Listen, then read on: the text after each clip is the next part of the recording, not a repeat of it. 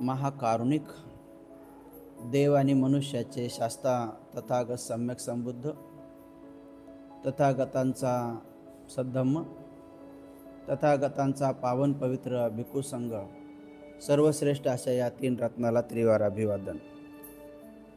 ज्यांच्यामुळे आपणा सर्वांना या तीन रत्नाचा लाभ झाला, ज्यांच्यामुळे आपणा सर्वांना हे सुखाचे दिवस आले, असे बोधिसत्व डॉक्टर बाबासाहेब आंबेडकर यांच्या समग्र धम्मक्रांतीला शेवटच्या श्वासापर्यंत समर्पण.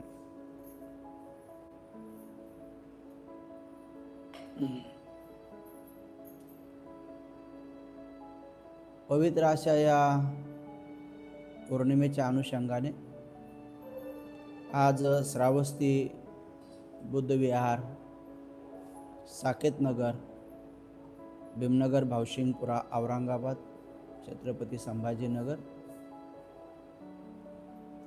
पवित्र तथागत सम्यक संबुद्धांच्या महापवित्र धातू व अरहंतांच्या महापवित्र धातूच्या सानिध्यामध्ये आपल्याला अष्टशील उपोषद पालन करण्याची संधी प्राप्त होत आहे. फार मोठी दुर्मिळ गोष्ट मानव जन्मात आहे. प्रज्ञावान लोकांना ही गोष्ट लक्षात येते. तथागतांनी वारंवार सांगितलेलं आहे की बुद्धाचा जन्म हा सुखदायक असतो. धम्माचं श्रवण करणं हे सुखदायक असतं आणि संघाच्या सानिध्यात राहणं, संघाला अनुसरणं किंवा संघाचं दर्शन होणं हे दुर्मिळ आहे.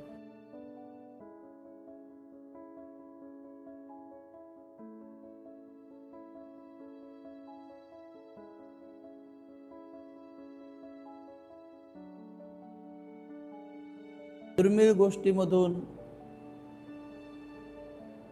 विशेष रूपाने जसं की या मासचक्षुनं आणि धम्मचक्षुनं तथागताचं दर्शन होणं हे फार दुर्मिळ गोष्ट आहे. किती पुण्यवान असतील ते लोक की ज्यांनी प्रत्यक्ष भगवंताला डोळ्याने पाहिले. भगवंताला डोळ्याने पाहण्यासाठी बुद्धाला उत्पन्न होण्यासाठीच काही कल्प लागतात आणि त्याची विशेषतः पूज्य गुरु भंतेजी किरिबत गोड ज्ञानानंदजी महास्थवीर यांनी भारतीयांसाठी जो हिंदी भाषेमध्ये बुद्ध कोण आहे त्या ग्रंथामध्ये विशेष विश्लेषण केलेले आहे की मध्ये माझे अनुयायी काही मोजक्या लोकांनाच होण्याची संधी आहे. जसं नखावर माती घेऊन सांगतात, सद्धम्म काही मोजक्या लोकांनाच ऐकायला मिळेल. तर उदाहरण, हातामध्ये मुठीमध्ये पाला घेऊन सांगतात की झाडावरचा पाला जास्त का मुठीवरला, तर भगवान मुठीवरला फार कमी आहे. ते एवढेच लोकांना धम्म समजतो, बाकीच्या लोकांना नाही. आणि माझे अनुयायी नखावर जेवढी माती आहे तेवढेच होतात, बाकी पृथ्वीवरल्या माती एवढे लोक होत नाही. त्यामुळे ज्या लोकांना तीन रत्नाची शरण मिळाली, पंचशील मिळालं, अष्टशील पालन करण्यास संधी मिळते, बलविहारात जाऊन मिळते, ऑनलाईन पद्धतीने मिळते, त्या लोकांनी अधिक प्रसन्न राहिलं पाहिजे की अरे आम्ही डायरेक्ट तथागताने सांगितलेले जे नखा एवढं मातीचे जे उदाहरण आहे तर आम्ही तिच्यात आहोत, आम्ही तथागताचे अनुयायी आहोत. खरं पाहता तर तथागताचा अनुयायी कोणाला म्हणायचं नेमकं? जे सफेद वस्त्र घालतात त्यांना म्हणायचं का अष्टशील पालन करतात त्यांना म्हणायचं? तर मग अष्टशिलामध्ये बी आता भरपूर प्रकार आले. अष्टशिलामध्ये भरपूर प्रकार आहे. समजा एक बाह्य अष्टशील आहे, एक आंतरिक अष्टशील आहे. बाह्य अष्टशिलामध्ये दाखवण्यासाठी एक अष्टशिला आहे आणि आंतरिक अष्टशिलामध्ये एक आचरणिक अष्टशिला आहे. आचरणिक अष्टशिलामध्ये अष्टशील धारण करणारा किंवा करणारी प्रत्येक शिलाला जाणतात, प्रत्येक शिलाचे त्यांना अर्थ माहीत आहे, त्या अर्थाला ते जाणतात, त्याच्या हितार्थाला जाणतात की हे शील असं असं आहे आणि हे असं असं धारण करायचं आहे. अनेक अष्टशीलधारी असे आहेत की त्यांना अष्टशील पाठच नाही, अष्टशील पाठ नाही आहे, त्याचा अर्थही माहीत नाही, पण ते अष्टशीलधारी आहेत. जी गोष्ट तुम्हाला माहीतच नाही आणि तुम्ही ती पालन करता, कोण्या गावाला जायचं रस्त्यात विचारलं म्हणे माहीत नाही पण चाललेत. त्यांना विचारलं कोण्या गावाला चालले, आम्हाला नाही माहीत, आणि कण चालले असे फास्ट, कोणी तो पळत आहे. आपण तुम्ही कोण्या गावाला चालले, त्या गावाचं नाव तर सांगा. हे लोक बाकीचे चाललेत म्हणून आम्ही त्याच्या मागे मागे चाललो. आता हे पुढचे जर खड्ड्यात पडले बघ, आम्ही खड्ड्यात पडलो. तर कोण्या गावाला चाललो ते आपल्याला माहीत असलं पाहिजे, कोणकोणते गावं लागणार आहेत ते माहीत असलं पाहिजे, आणि आपण कोणता रस्ता निवडलाय तेही माहीत असलं पाहिजे. कोणत्या रस्त्यानं चाललो तेही माहीत नाही, कोणकोणते गावं लागणार आहेत तेही माहीत नाही, आणि अंतिम कोणतं गाव आहे तेही माहीत नाहीत, पण चालले. ज्यांना कोणत्या रस्त्याने जायचं आहे, कोणत्या रस्त्याने आपण चाललो आहोत, कोणत्या रस्त्यावर काय काय स्टेशन लागणार आहेत, कोणकोणते गाव लागणार आहेत आणि कोणत्या गावात जायचं हे परफेक्ट माहिती आहे, त्याचा अष्टशील उपोषण परफेक्ट आहे. मग तो देणारा आणि घेणारा दोघंही परफेक्ट आहेत. ते अष्टशील भारतामध्ये सध्या खूप मोठ्या प्रमाणात सुरू आहे, पण अनेक लोकांना त्याचे लाभ दिसत नाहीत. तर याचा अर्थ काहीतरी गडबड आहे. तर तथागत भगवान बुद्धांच्या देण्यामध्ये तर काही गडबड नाही. मग आता जे शिकवणारे भंती जे आहेत आणि घेणारे जे उपासक आहेत, इथं काहीतरी गडबड असू शकते. तर आणखी भंतीच्या लोकांमध्ये बी काही गडबड असण्याची शक्यता नाही, कुठं तुरळक असू शकते. कारण लोक जर विचारत असतील कसं धारण करावं, तर कदाचित सांगत असतील की हो चालतात पोहे खायला, हो चालतात हे थोडंसं करायला, किंवा सांगत असतील की हो चालतात दागदागिने, हो चालतं टिकली काय होते मग, हो काय होतं असं असं एखाद्या दिवस सांगत असते. काय सांगतात नाही, कोण सांगते का ते होऊ शकतं असं.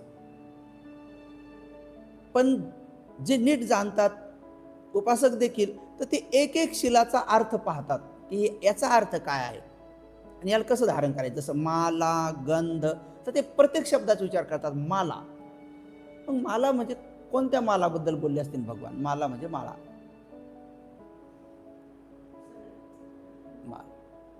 मग ते कोण या भंतीची कोण आपण शील घेतो, मग ते प्रसिद्ध आहेत का वयस्कर आहेत का दिसायला देखणे आहेत का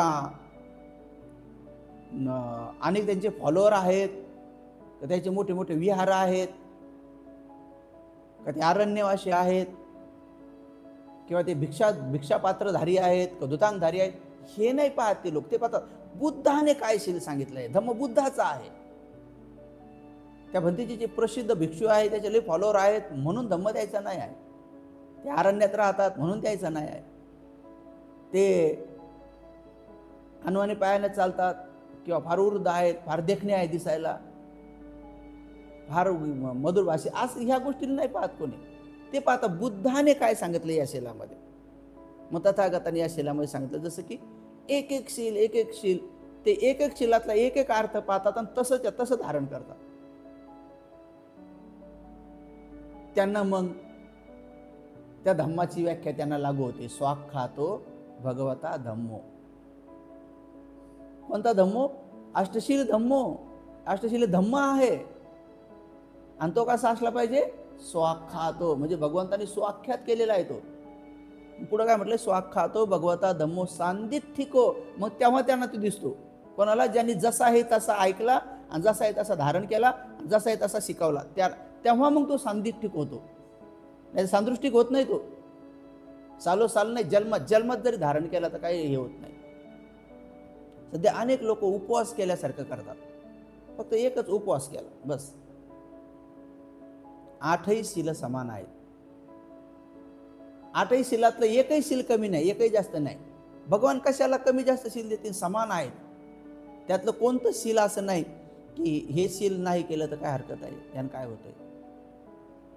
नाही, ते भगवान बुद्धाच्या बुद्धत्वातून निघालेल्या कल्याणकारी गोष्टी आहेत. त्यामुळं जे लोक ते जसं आहे तसं धारण करतात तर त्यांना तो धम्म कसा होतो, सांदृष्टिक होतो. सांदृष्टिक म्हणजे काय बरं? सांदृष्टिक होतो म्हणजे काय? नाही, इथं इथं फायदाच पुढं पडलं, फायदाच फायदा आहे. नाही, ते म्हणतात नाही का, झाला सारा फायदाचा झालाय, नाही तोटा रे, आता खिशात बागेला नोटा. ते तर आहे समजा, ते तर फायदा होईल. पण इथं या सांदिठ्ठिकचा अर्थ काय होतो?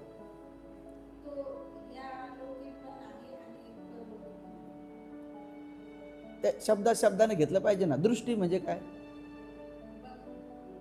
संदिठ्ठिको. आता हिच्या संदिठ्ठिको आहे का? जसं आहे तसं पाहणे म्हणजे, आता इथं पाहणे तर इथं तर डोळे लावून धारण करायचं आपल्याला.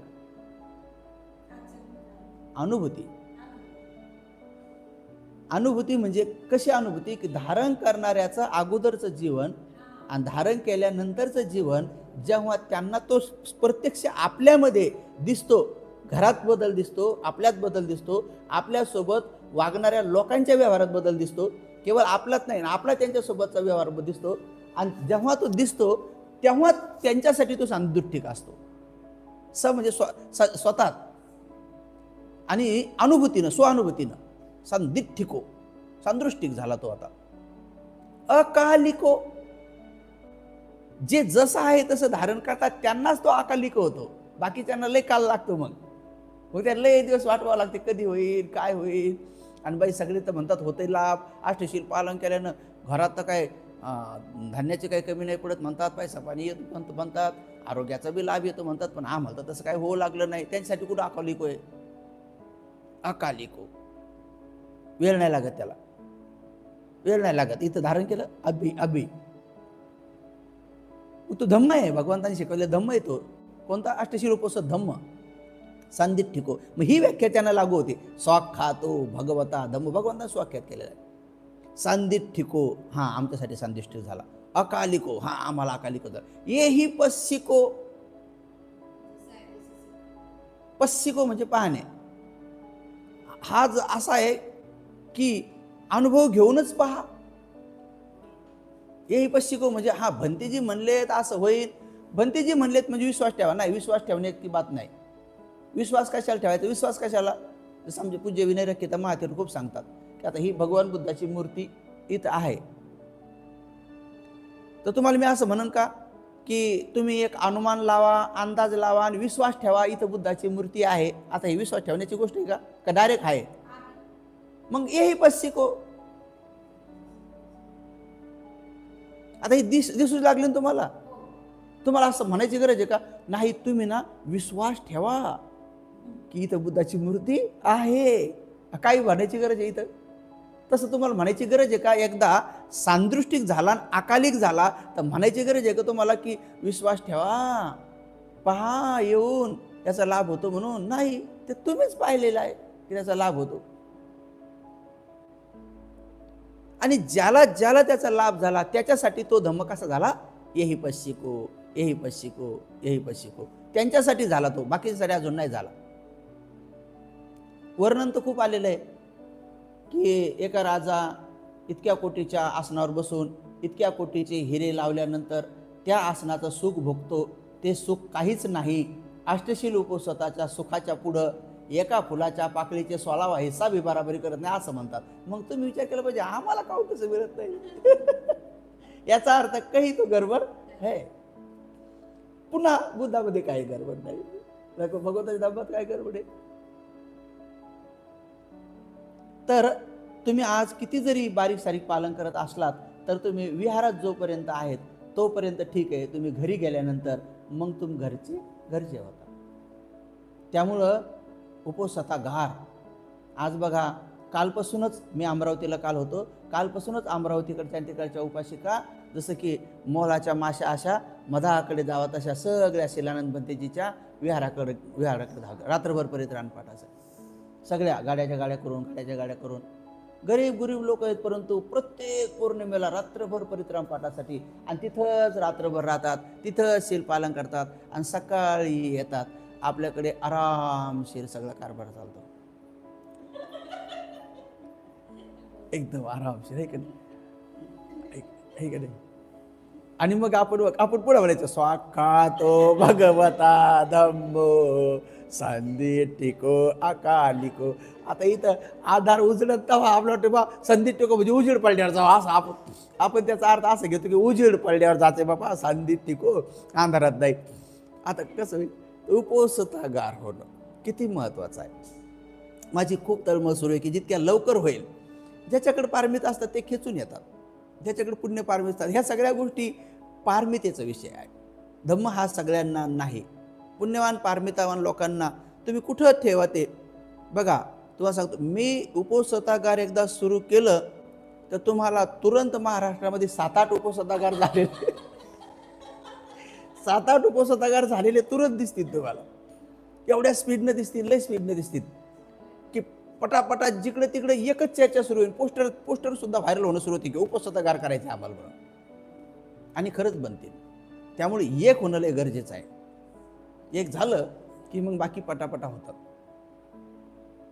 बघा आता एकदा का एक धम्म परिषद घेतली कधी काळी, पूज्य पुण्यवान गायकवाड साहेबांनी, एस पी गायकवाड साहेबांनी तिथे घेतली, सगळ्या महाराष्ट्रभर झाल्या. आता आज एक धम्म परिषद अजिंठ्याला आहे बघा. पूज्य उपगुप्तजी महात्रे, धम्मसेवकजी महात्रे त्यांच्या नेतृत्वात आहे. गेलं पाहिजे लोकांनी.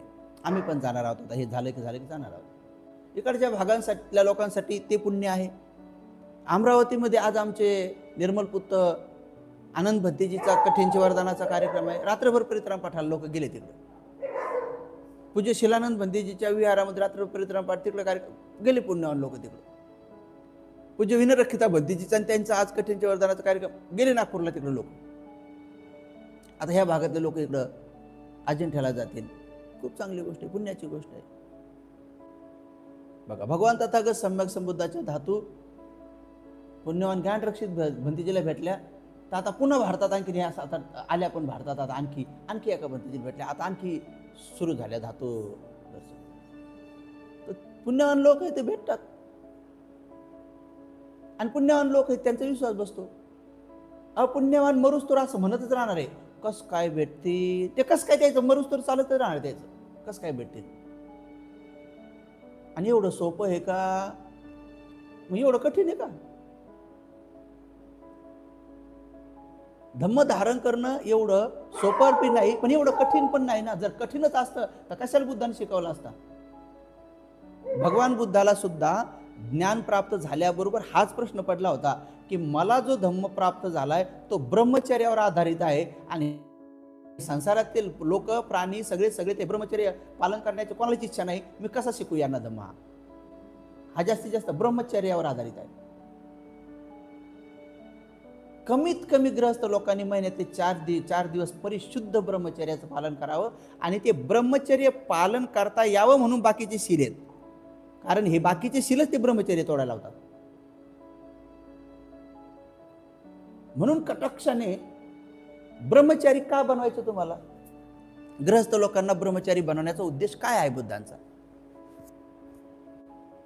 तुम्ही म्हणतानाच हे शील घेताना कसं शील घेता, काय म्हणून घेता, काय म्हणता तुम्ही? नाही, पण याचना कशी करता? ती सरणेन सह अठ्ठांग, आणि पुढं काय?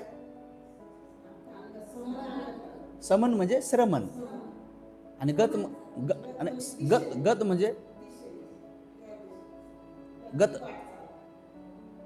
म्हणजे समनागतं उपोषशीलं म्हणजे श्रमण बनवणारं, म्हणजे आम्हाला पुढं भिक्षुनी बनवणारं, आम्हाला पुढं भिक्षू बनवणारं जे शील आहे, किंवा जे शील आमचं पूर्ण झाल्यानंतर आम्हाला भिक्षुनी होता येईल किंवा भिक्खू होता येईल, ते शील आम्हाला द्या. याचना करतो आम्ही. ते श्रमणाच्या दिशेने घेऊन जाणारं, श्रमणासारखं जगवणारं, श्रमणासारखं आचरण करायला लावणारं.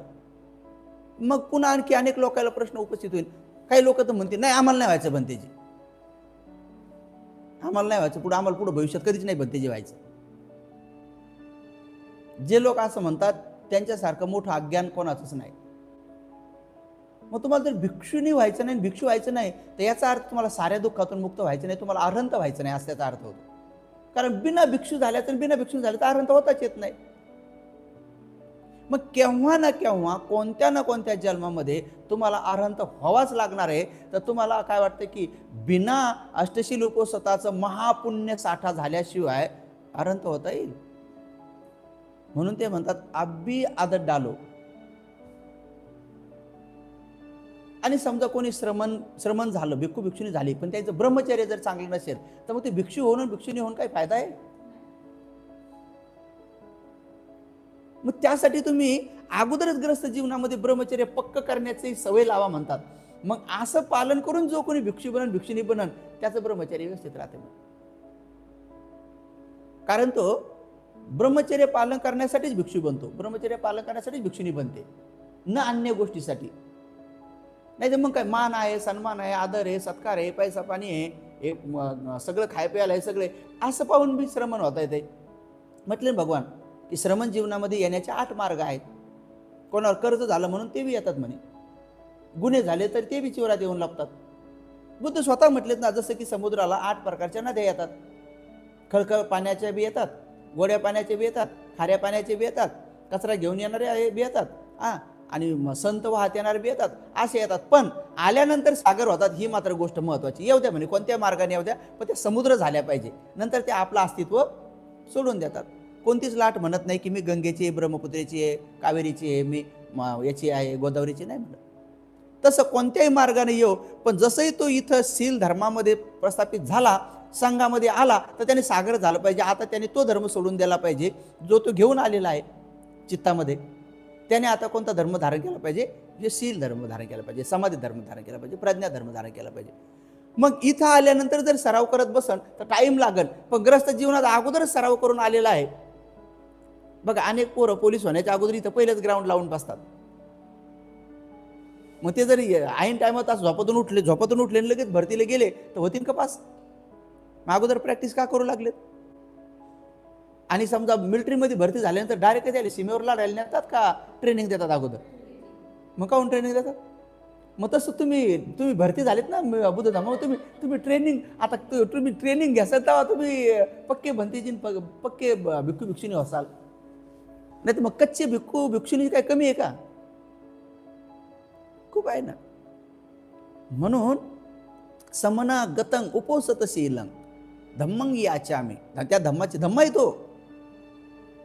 तुम्ही शील म्हणताना धम्मं याचामी, धम्माची याचना करता तुम्ही की तो शील धम्म द्या आम्हाला. कोणता? जो श्रमणाच्या दिशेने घेऊन जाईल, श्रमणाचं जीवन जगायला हवं, श्रमण आम्हाला बनवण. श्रम म्हणजे काय? मनाचं श्रम. काय मनाचं श्रम? आज की मन हत्याकडे धाव घेत असेल तर त्याला हत्या नाही करू द्यायचं म्हणून मेहनत करायची, नाही हत्या नाही करायची, काय वाचा मनाने बी नाही करायची. चोरीकडे धाव घेत असेल तर नाही, आज चोरी नाही करायची. ते आज मुद्दाम जाणीवपूर्वक जर ते समजा दुराचाराकडे किंवा शरीर सुखाकडे धाव घेत असेल तर त्याला म्हणायचं नाही, आज मला ब्रह्मचर्याचं पालन करायचं. खोटं बोलणं, चुगली चाळे, कटोचन, निंदनाला तिकडे धाव घेत नाही. बल लावा लागतं, त्या श्रम करावं लागतं ह्या शील पालन करण्यात. शील पालन करण्याचं श्रम निंदण्यापेक्षा, खुरपण्यापेक्षा, खोदण्यापेक्षा, ऑफिशियल काम करण्यापेक्षा लाखो पटीनं बल लागतंय हे पालन करायला. हे लय सोपे काम आहे. हे निंदन खुरपण करणं, भांडे धुणं, फरशा धुणं हे इझी काम आहे.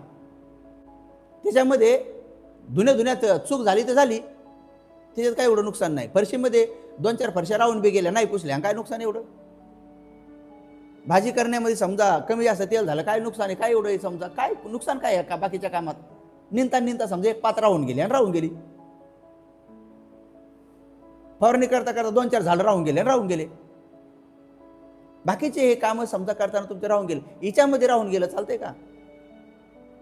या शील धर्मामध्ये हे राहून गेलं आणि जाऊ द्या, काय होते? ब्रह्मचर्य तुटलं नाही. कितीतरी उपासक उपासिका अष्टशील घेतात आणि नंतर पंचशील बी घेतात, त्याला अजून माहितीच नाही. त्याला घेणं म्हणजे समजा धारण करण्याचा विषयच कळून नाही लागला अजून.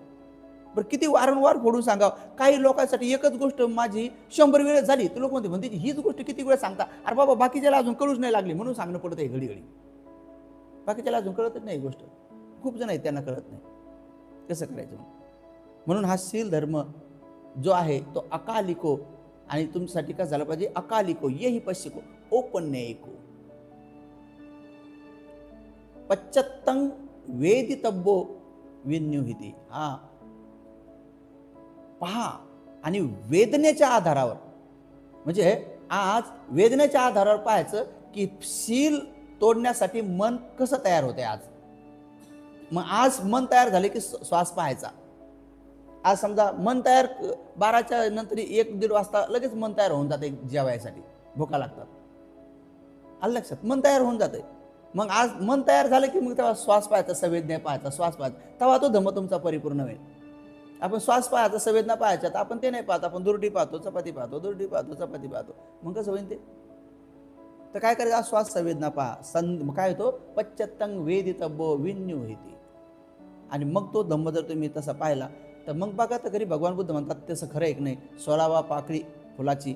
मग बघा तुमचं ते महासुख किती आहे तर.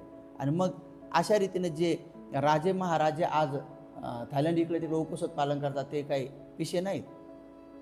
महाधनवान लोक, की ज्या लोकांकडे धन किती आहे माहीत बी नाही, ते लोक पालन करू लागले, उगच नाही. आपल्याकडे लोक काय म्हणतात, नाही तरुणपणामध्ये सगळं मौज मजा करायची, म्हातारपणामध्ये धम्म धारण करायचा. कधी म्हातारपणामध्ये? कधी अर्धा घंटा मांडी घालून बसता येत नाही तेव्हा. मग कधी पालन कधी करावं समजा. आता असं सरळ उभं राहू ते करता आलं पाहिजे. सगळं असं उजुम कायं पनिधाय परिमुखं सती उपट्टपेत वा सो सतो वास सती सो सतो अपस सती, हे कधी करतात आलं पाहिजे. म्हणून शील धम्म हा खूप महत्त्वाचा आहे. जसा आहे तसं जर धारण केला तर याचा इतका लाभ होतो. आणि म्हणून आज पौर्णिमेच्या दिवशी विशेष भगवान तथागत सम्यक संबुद्धाच्या धातूच्या सानिध्यात राहणं, तर जे जे लोक अष्टशीलधारी असतात यांना कधीतरी तथागत भगवान बुद्धाचं प्रत्यक्ष दर्शन होते. आणि काही कल्पानंतर, करोडो खरबो कल्पानंतर मग कधीतरी तथागताच्या धातू स्तूपातच राहतात. पण कधीतरी मग त्या स्तूप पडतात, आणि त्या स्तूपाचं पडणं, उत्खननात बाहेर निघणं, आणि नंतर ते कोणाच्या तरी हातून पुन्हा प्रतिष्ठापित होण्यासाठी करोडो खलबो लागतात. आणि तो प्रसंग जर समजा जो आपण वाचलेला आहे तो जर प्रत्यक्ष आपल्याबद्दल जर घडला तर किती सुखाची गोष्ट आहे, किती आनंदाची गोष्ट आहे की करोडो करबो कल्पानंतर भगवान बुद्धाच्या महापवित्र शरीराच्या धातू जर आपल्याला डायरेक्ट हातात भेटतील आणि डोळ्यानं पाहायला भेटतील, ती किती मोठी पुण्याची गोष्ट आहे. ते समजण्यासाठी बी प्रज्ञा लागते. त्यामुळे भगवंताच्या महापवित्र धातू प्राप्त होणे साधी गोष्ट नाही, आणि त्याचा स्तूप बनवण्याची संधी प्राप्त होणं. म्हणून मला रोज 1-2 तरी फोन येतो, म्हणतेजी आम्हाला पण 1 लाख द्यायचे बरं. मला हो, अनेक लोक असे राहूनच जाणार आहेत, अनेक लोक चुटकीशी कधी होऊन जाणार आहे, एक पत्ता बी लागत नसतो ह्या गोष्टीचा.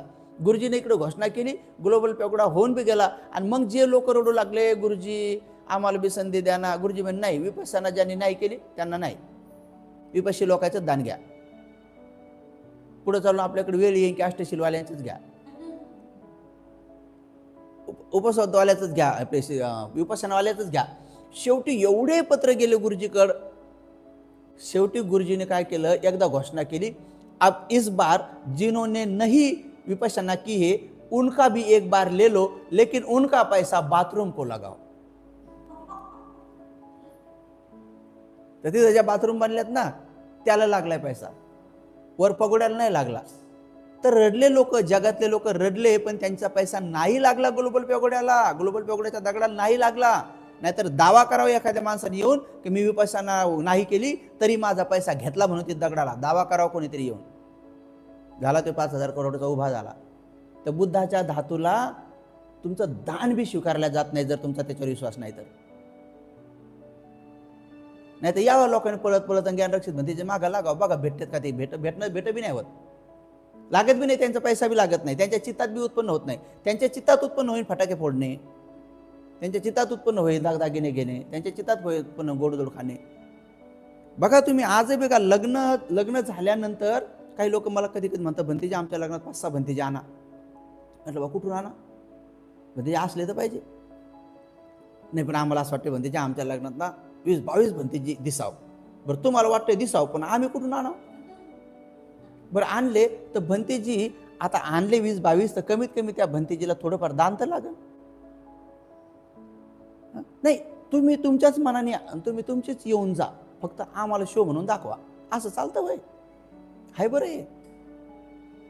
आणि मग जर त्यांना कदाचित माहीत झालं, अहो म्हणलं भंतेजी समजा आणायचे 22 तर 22 भंतेजीला आली एक गाडी, त्या गाडीचं जाणं येणं मग कितीक लागन पाहतोच का आम्ही लोक गाडीवालीचे आम्हाला कितीक लागन माहीत.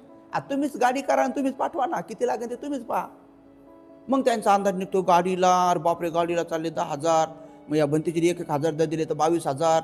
आणि मग बरीच का चिवर जर घेतले 3-3 हजाराचे घेतले तरी 5 जरी चिवर घेतले तर इतके हजार, अरे बापरे भंतेजी तर 50,000 रुपये चालले. घडी घडी त्यांना असं वाटतं की बापरे सांगावर 50,000 चालले, पण त्यांना ते ध्यानच नाही की मेहंदीमध्ये 10,000 गेले म्हणून. त्यांना माहीतच नाही की 15-20 हजाराचे फटाके आणलेत म्हणून. त्यांना माहीतच नाही की पोरांच्या पुड्यावर आणि दारूवर 10-15 हजार दिलेत म्हणून. विनाकारण जो शील धर्म नाही, जिथं पाप धर्म आहे, पाप धर्मावर त्यांचे लाखो रुपये खर्च झाले तरी त्यांना कणभर बी काही वाटत नाही. परंतु एक भंतेजी जी नेले त्यांना चिवर बी नाही दिले, पण त्यांना जर 500 रुपये दिले तर घडी घडी काही महिला सांगते दिलेत ना 500 द्यायला, आणखी किती द्यावा. लग्नात 500 दिले म्हणजे त्यांना इतकं नवल वाटतं काही भंतेजीला. त्या भंतेजीला बिचारायला जायला 700 रुपये लागले त्यांनी 500 दिलेत म्हणजे 200 रुपये दंडम पाळण्यात द्यायला. असे बुद्धिस्ट आहेत. आता घर बनवताना आपलं सगळं घर बनवतील आणि बुद्ध नंतर आणतील, पण असं नाही की पहिलं बुद्धाचं घर आपल्या घरात बनवा सगळ्याच्या वर.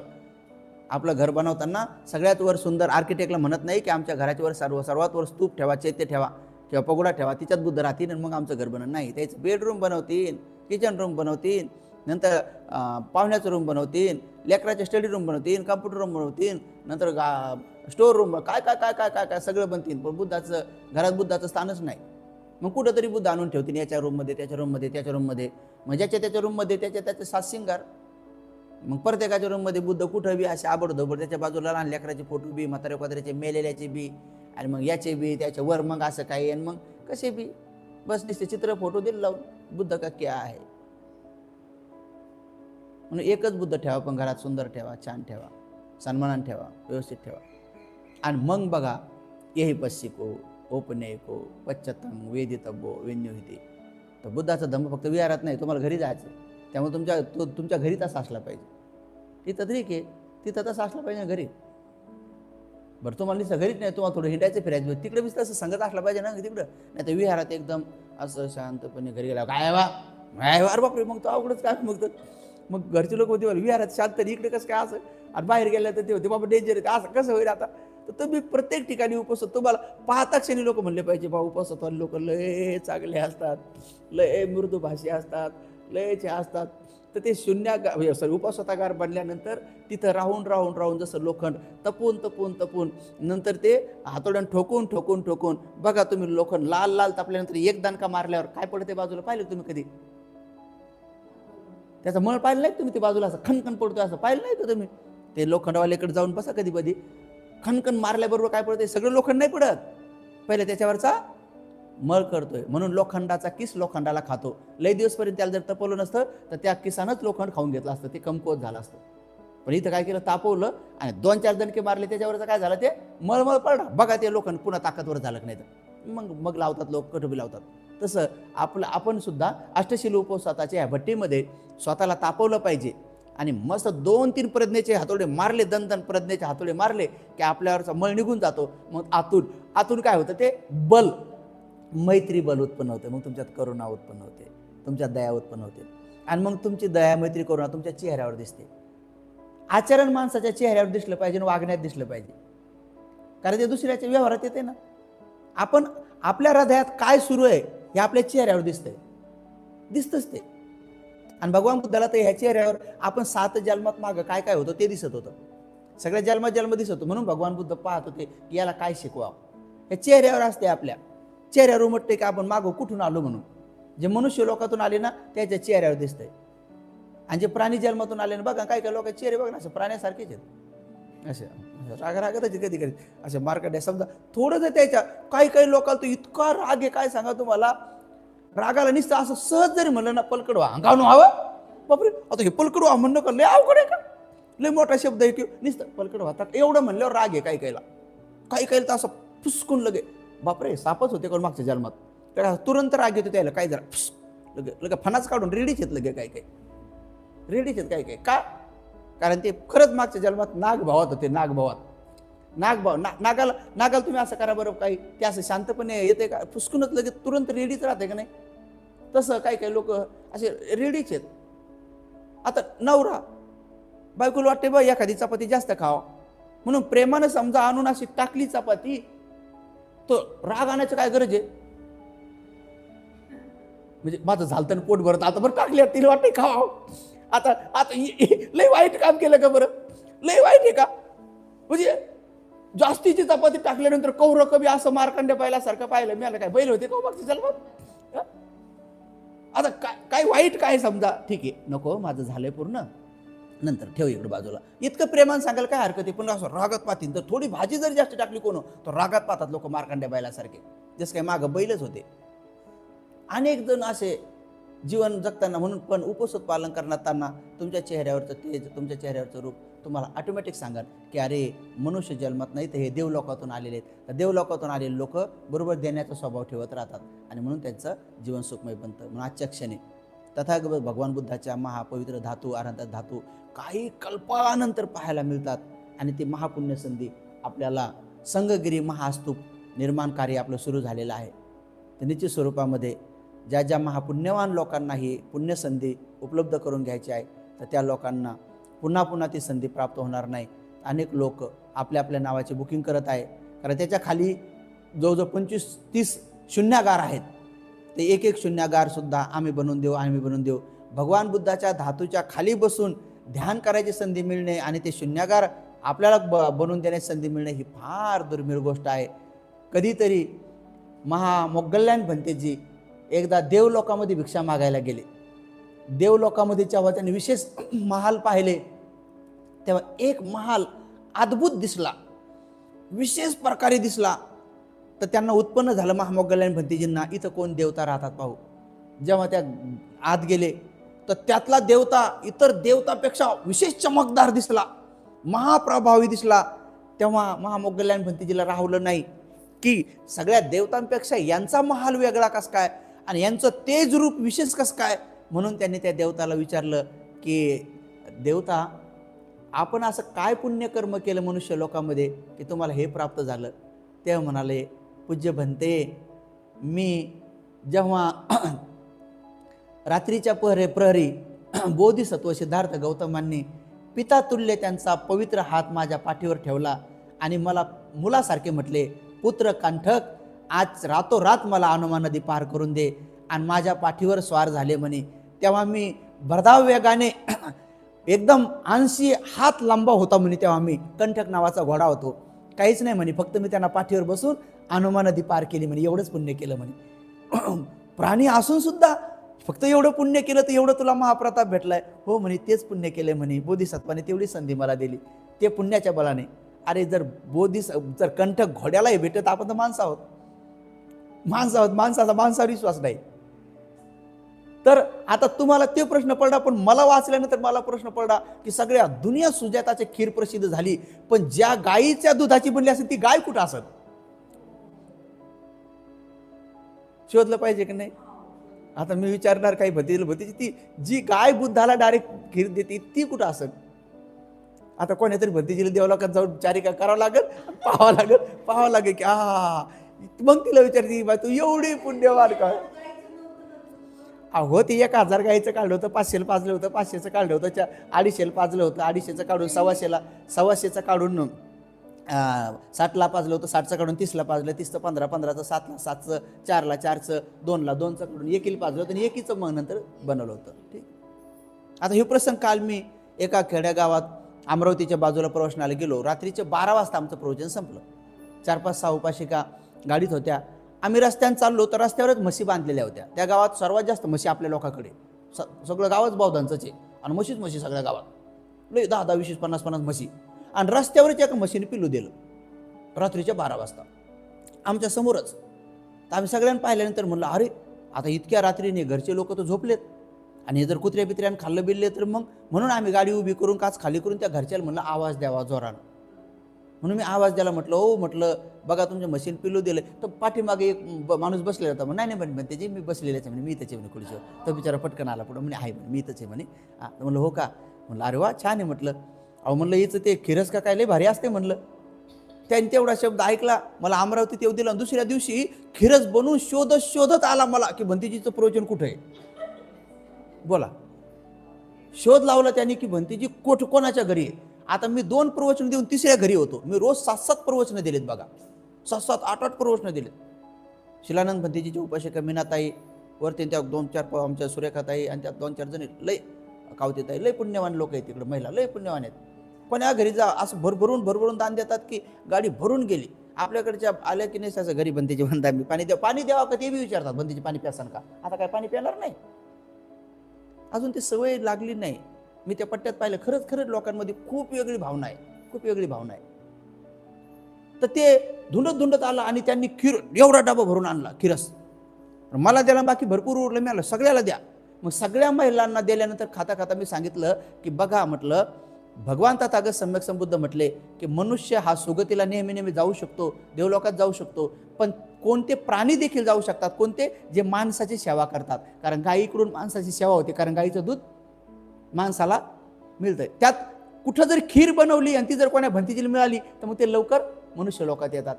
आलं लक्षात. हे कुत्रे मांजरी हे जे मनुष्य लोकांची सेवा करणारे प्राणी जे आहेत हे केव्हा ना केव्हा लवकर मनुष्य लोकात येतात म्हटलं, मनुष्य लोकात येतात. म्हणून आता ती म्हैस आणि ते पिलू 100% पुढं देव लोकात येईन का, मनुष्य लोकात येईन का, कारण त्यांच्याकडून आता उपसतवाल्या उपासिकांना आणि एका भंतीजीला खीर खायला मिळाली, खिरस खायला मिळालं म्हणजे समजलं. आता एका काही म्हशी स्पेशली एखाद्या गुंडाला पाळत असतील, रोज त्या म्हशीचं गुंड दारू पिऊन आणि त्यानं भले 10-20 लोक मारले. मग आता ती म्हैस त्याच कामात आली बाबा. आता तिनं गुंडच पाळला, त्या गुंडानं मारले लोक लय. पण एका भंतीजीला जर समजा ते दूध किंवा काही जर देतलं, त्या भंतीजीने ध्यान केलं, ते जर श्रोतापन्न झाले तर पुण्य उसका भी व्हा. म्हणून आता सगळ्याला असं वाटतं, पण बाबासाहेबाच्या पायावर बाबासाहेब पाय चाटणारा कुत्रा कुठं असेल बरं. आणि समजा मरेपर्यंत त्या फाट्यावरच मटका घेऊन बसलेला सोनबाई येवले कुठं असेल. काय केलं त्यांनी, समजा काय केलं का जास्त. सोनबाई येवलेनं उपसत केलं का. हा, सोनबाई येवलेनं शिबिरं केले का, शिबिरावर शिबिर. इकडे शिबिरावर शिबिर मोजणं सुरू आहेत, शिबिरावर शिबिर आणि इकडे उपसतावर उपवास, पौर्णिमा, दानावर दान, चिवर दान, लोक कठीण बी दान. बरं सोप्याला कठीण म्हणणं सुरू. बरं कठीण तर कठीण, काय हरकत नाही बा, कठीण तर कठीण केलं का ते बिचारे सोनबाई येवलेनं. पण काय केलं त्यानं बोधिसत्वाबद्दल वाट पाहिली का नाही. वाट पाहिली मी पाणी भरून आहे का नाही, गोटं भरं जावं पिऊन. सोनबाई येवले तुम्हाला असं वाटतं का दुर्गतीला गेले असतील किंवा इकडे तिकडे गेले असतील. 100%. मग आता जे कोणी देव लोकांचं चारिका मागायला जाईल त्यांनी पाहा सोनबाई येवले कुठे वाहन म्हणून. आता मला तर काही जाता येत नाही सहशरीर, मला जर जाता आला असतं ना मी तुम्हाला नक्की सांगितलं असतं. मी माझ्या मनात काही राहत नाही. हां खरं सांगतो, मला जर तर झालं असतं ना मी पहिले येऊन तुम्हाला सगळ्यांना म्हणलं असतं, अरे आपल्या महिला बोलवा पटकन बोलवा. महिला म्हणल्या असत्या काहून मला सांगायचंय, मी ना देव लोकात ना असं पाहिलं आणि तुमच्या बापाला बी पाहिलं, तुमच्या काकाला बी पाहिलं, तुमच्या दादाला बी पाहिलं. जर ते असते तिथं कोणी तर समजा, आता मीच पाहिलं नाही तर मी काय सांगू आता समजा. हां एखाद्या ज्या भंतीजी जाऊन येत असतील त्या भंतीजीला विचारावं लागेल की भंतीजी हे कुठे आत्मी ज्ञानज्योती भंतीजी नाही तर गुरु भंतीजी विचारतोच एकदा की ते आमचे सोनबाई येवले कुठे आहेत म्हणून, आणि ते सुजाताची खीर देणारी गाय कुठे आहे म्हणून, किंवा त्या सगळ्याच गायी कुठे ते बी पाहावं लागेल एकदा, असतील ना कुठं ना कुठं. म्हणून उपासिकांनो भरपूर असे हे आहेत की त्यांनी ते पालीतचं उदाहरण तुम्ही पाहिलं नाही का. ती स्टोरी आज सांगत नाही, पण पालीत ज्याला 7 वेळा जीवे मारण्याचा प्रयत्न केला होता श्रेष्ठी होऊ नये म्हणून, 500 गाड्याच्या पुढं टाकलं होतं, त्या गाईच्या तबेल्याच्या पुढं ठेवलं होतं, वरून टाकलं होतं, नंतर एका खाटकाकडं पाठव, पण ते मेलाच नाही. तर तो काहून पाळला गेला होता. तर जेव्हा बुद्धाकडे जाऊन विचारलं तेव्हा सांगितलं की एका श्रेष्ठीच्या घरी पच्चेक बुद्ध रोज खीर खायला घेत होते, आणि तेव्हा त्या श्रेष्ठीच्या घरचा तो कुत्रा होता म्हणे.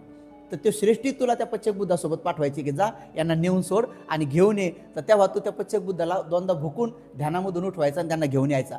आणि ते पच्चेक बुद्ध परीक्षा म्हणून दुसऱ्या रस्त्याने जायचे, तर तू जाऊन त्याचं चिवर धरून ह्या रस्त्याने आणायचा. कुत्र्याच्या भावात एवढंच पुण्य केलंय म्हणून तुला 7 वेळेस जीवे मारण्याचा प्रयत्न केला तर तू मेला नाही, आणि ह्या गावचा तो श्रेष्ठी झाला, आणि पुढे 7 जन्मापर्यंत तो श्रेष्ठीच राहिला, आणि पुढे भिक्षू झाला, नारायण झाला. फक्त एवढं पुण्य केलं, भुकून फक्त निसतं. बाकीचे कुत्रे जर पच्चक बुद्धाकडे भुकायला लागले तर त्या बाकीच्यावर भुकायचं नाही म्हणून रक्षण करत करत द्यायचं, एवढंच करायचं म्हणजे. अहो इथं प्राणी सुद्धा आपल्या आपल्या पारमिता करतात. इथं लोक आपल्या आपल्या धुंदीत आहेत वेगळ्या. त्याला वाटते बापरे आपली मोठी टीव्ही घेतली, आता ती टीव्ही तुम्हाला किती दिवस दिसणार आहे? जेव्हा मोतीबिंदू येईल तेव्हा समजेल. तेव्हा घरच्या सांगतील मला जावलं दिसू लागलंय, मला हे चित्राचं वाकडं तोंड काऊन दिसतंय. आता तिकडे चित्राचं तोंड वाकडं नाही, आपले डोळे असं झाले, त्याला काय करावं? मग मोतीबिंदू काढले पडदे, दोनदा काढले, बरं किती बाऱ्या काढल्यानंतर बी मग दिसणं बंद होत आहे. काल परवा मी एका उपासकाच घरी गेलो तर म्हणे मला ऐकू येत नाही. मला बाबा ह्या वयात ऐकूच नाही आलं पाहिजे, निसर्ग बरोबर करतोय. एका ठराविक वयामध्ये माणसाला ऐकू नाही आलं पाहिजे, नाही तर सुना काही काही बोलतात तर टेन्शन येते. त्याच्यापेक्षा बरोबर निसर्ग म्हणतोय ते काही कोणी बोलू ऐकूच नाही आलं पाहिजे. माझी आई मला म्हणायची ऐकू नाही आलं, मला बरं झालं तू ऐकू येत नाही, रोज भांडण असतं मला आपल्या घरी. त्याच्यापेक्षा तुझ्याबद्दल कोण कोण काय म्हणते ऐकूच नाही येत.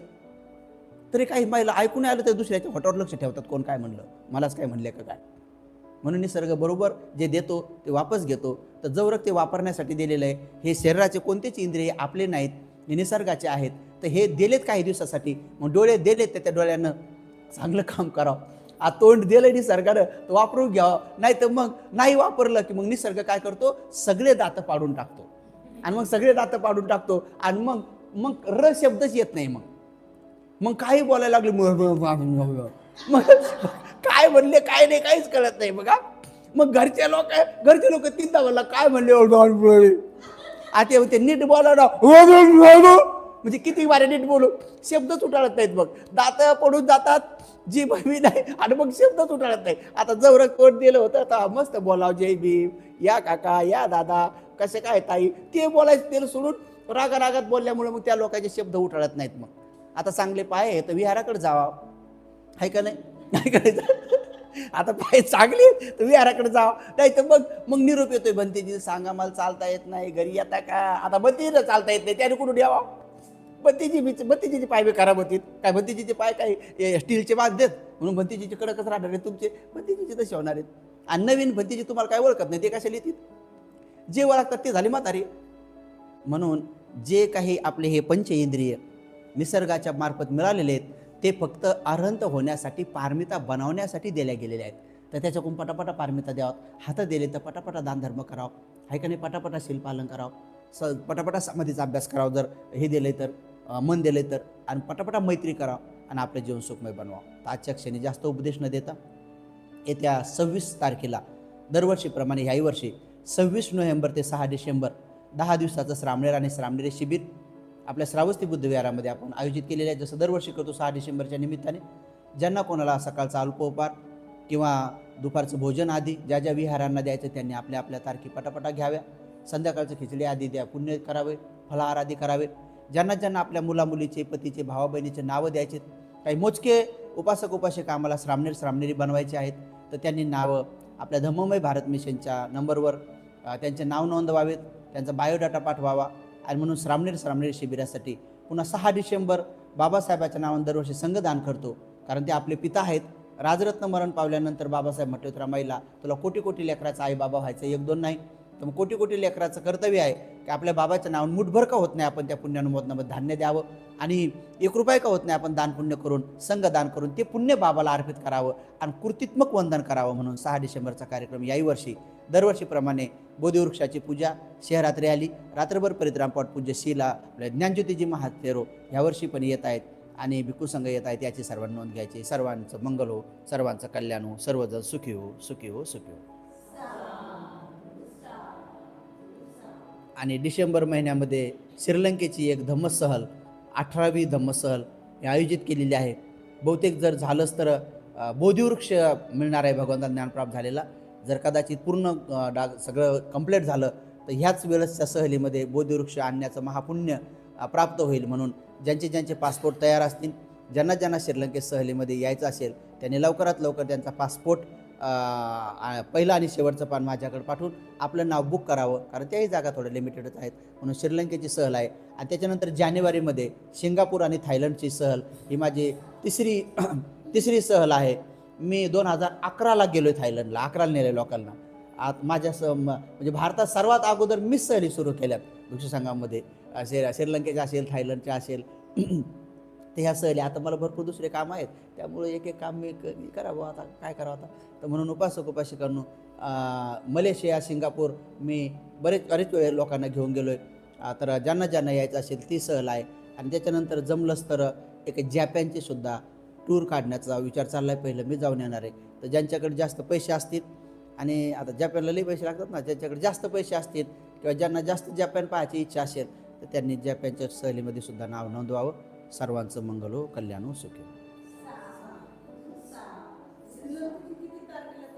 श्रीलंकेची जमलंच तर डिसेंबरच्या 17ला निघण्याची शक्यता आहे. 17 ते 27 मागं पुढे एखादा दिवस होऊ शकतो. आता ते तिकडच्या हॉटेलचं बघणं सुरू आहे, बुकिंग ती आज उद्या कळून जाईल.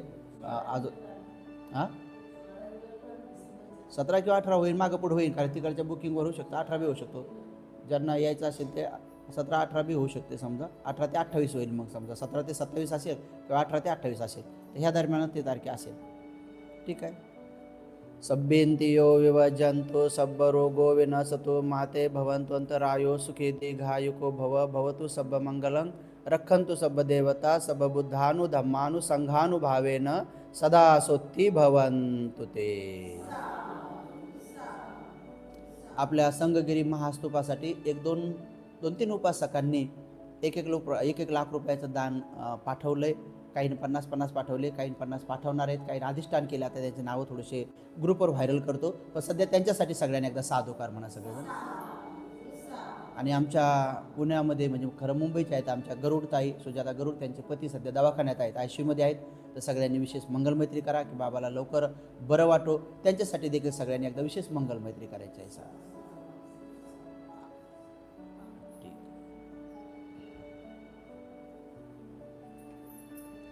ट्रान्झॅक्शन जर आज कोणाचं फेल गेलं तर त्यांनी QR कोडचा वापर करा, मोबाईल आपल्या फोनपे, गुगल पे, पेटीएमचा वापर करा किंवा अकाउंट नंबरचा वापर करा आणि आपलं दान पुण्य तर मुंबई भारत मिशनसाठी आणि संगगिरी महास्तूपासाठी पाठवून पुण्य अर्जित करा.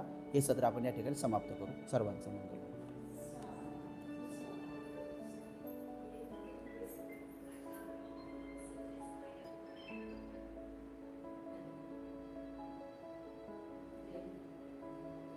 लवकरच आपल्या संगगिरी महास्तूपाच्या मी तिथं शिफ्ट होऊ लागलो, कारण ती जी कुटी आहे ती भगवान बुद्ध धातुकुटी आहे. तिचं नाव आपण बुद्ध धातुकुटी म्हणजे भगवंताच्या धातुकुटी आहे ती. तर भगवंताच्या धातुकुटीमध्ये तिथे लवकरच आपण महापूजा सुरू करत आहोत.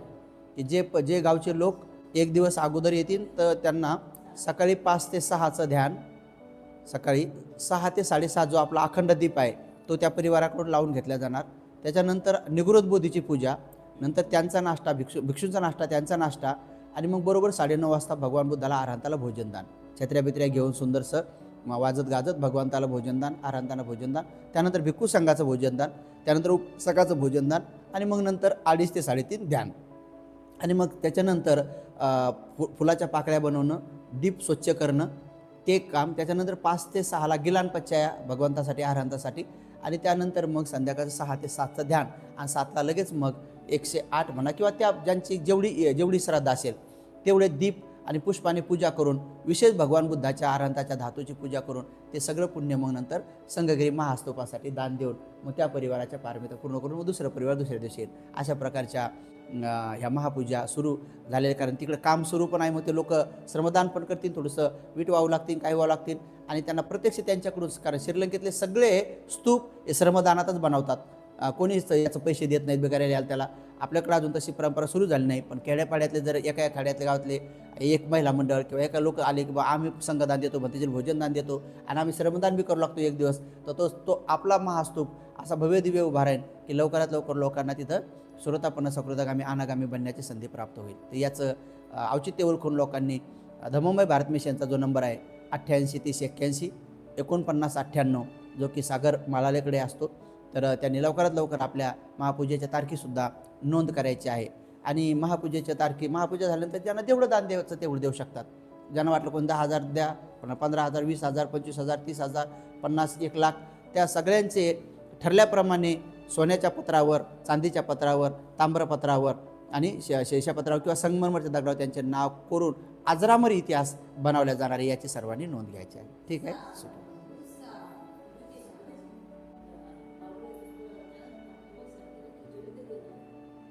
28 तारखेची. अच्छा, ठीक आहे. हां, शिबिरामधले आमच्या बंबोळे आई ताईच्या नावानं सगळे साधूकार म्हणा, त्यांनी स्तूपासाठी बी 1,00,000 रुपये दान दिलेल्याच आहेत. आणि आता 6 डिसेंबरच्या श्रामणेर शिबिराची 28 तारखेचे त्यांनी संध्याकाळचा अल्पोपहारसुद्धा स्वीकारलेला आहे. त्यांचं खूप मंगळ हो, कल्याण हो, बंबोळे परिवाराचं कल्याण हो.